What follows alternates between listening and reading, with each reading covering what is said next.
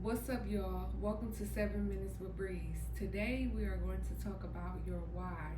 What is your why? What is your reason for doing it? What is your motivation, inspiration when you're down on your luck? Why do you keep going? Another perspective of why is your calling. What are you going to do? What is your purpose? I believe that why changes with whatever decision you make.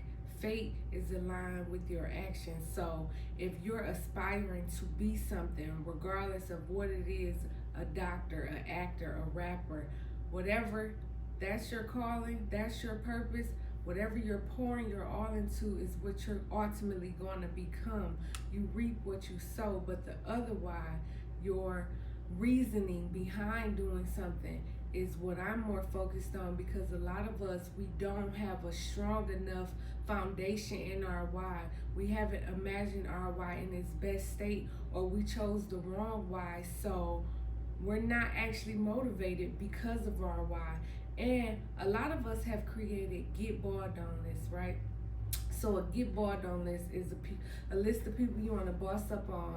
Is filled with people who have doubted you, people who have shamed you, people who have neglected you, people who have let you down. It's filled with all these lists. But the reason why that list cannot be your why is because that list is birthed out of negativity.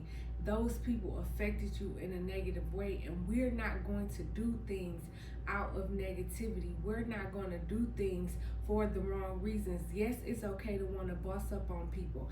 I have a get bored on list. My baby father on it. No, not really, but I have one. So I don't feel like it's nothing wrong with having a get bored on list. But if that get bored on list is filled with your reasons why, then it's not a good list for you, or it's not you just need to change your why at the end of the day. You don't necessarily need to get rid of the list, but again, that list is made out of negativity, and we're not doing things out of negativity. We're doing things for positive reasons. We're doing things for a reason that has a good settlement on our soul. And a lot of us, we chase money, we chase material things. Well, think about this. The Egyptians loved gold. I don't think it's anything wrong with gold, but the Egyptians, they loved it, they worshiped it, they were buried with it. Do you think they're still buried with it? Just let that sink in. That this worldly possession they admired so much, they put it in the ground with them. I'm gonna bet on it not being there no more, but hey, we all got our own perspectives. So we do things for reasons that could just go away. We do things for reasons that don't inspire us. I want to talk about Lot and his wife for a second, because those two, they had two different whys. They were in the same predicament with two different whys. Our whys could either bring us life or death.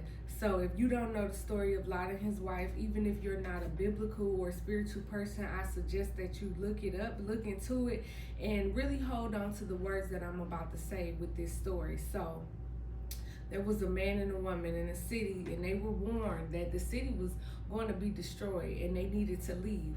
So Lot, his why, I'm guessing, was the Lord. He believed in what the Lord said. He was going to follow it. His wife, her why was her city. So, in those worldly possessions. So I feel like a lot of us, our why is our people. So we relate more to the wife in this aspect. So they were supposed to flee and not look back. The city was burning, or whatever was going on with the city. There's a lot of interpretations of that story, but the outcome is pretty much the same.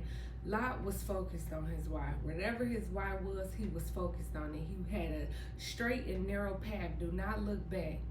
And he made it to glory. His wife was distracted. Her why was in the past. She lived in the past. She was focused on her city, worldly things, whatever it was, she was focused on it. And instead of her going forward, she looked back and she turned into a pillar of salt. A lot of us are pillars of salt. We're not moving. The things that we're focused on are handicapping us. Our why may not be so strong that we're able to move forward because we're so focused on the past, or the people that we're doing it for, we may not should be doing it for them, or we may need to remove ourselves from that situation before we can actually do for them, because we're pillars of salt. We're stopped. we're not able to move forward in our why because we're not doing it for the right reasons. Our why, we should be able to imagine it in its best state. I got a baby girl, y'all. Now, I done did some wild things in life. I done did some terrible things in life. I done did some things that when I reflect on them, I be like, dang, Breezy, where was your head at? But my baby girl, she innocent. I can't mess her life up. I see her walking across the beach. I see her traveling the world. I see her innocence. So my actions change. I don't even drive the same because I want to make it home to her. Y'all gotta hear what I'm saying. My why and my baby girl is so strong that I move different. Some of y'all don't move different because of y'all why. We want to break generational curses, but we still around the people who hold us handicapped. We're not elevating ourselves out of our whys. We're not looking beyond our whys. Sometimes you got to remove yourself because the people the people you want to save are holding you condemned to a certain environment, and they're not iron. Iron sharpens iron. We're not in a predicament to grow because we're not around growers. So at the end of the day, we need to imagine our why being in a different position. We want to break generational curses, but we don't see our family out of that neighborhood. We don't see our family out of that predicament. We just know we want to get them there. So sometimes you got to imagine your why being there. Walt Disney was a dreamer. Regardless of the fictional characters he created, he dreamed of them and he placed them in environments, and he was able to elevate his life. We don't dream enough. We don't elevate ourselves enough. So our why is either too weak or we're not choosing the right why. So choose the right why, imagine it where it's supposed to be, and strengthen it. Strengthen your why or get a new one, because at the end of the day, it's supposed to motivate us.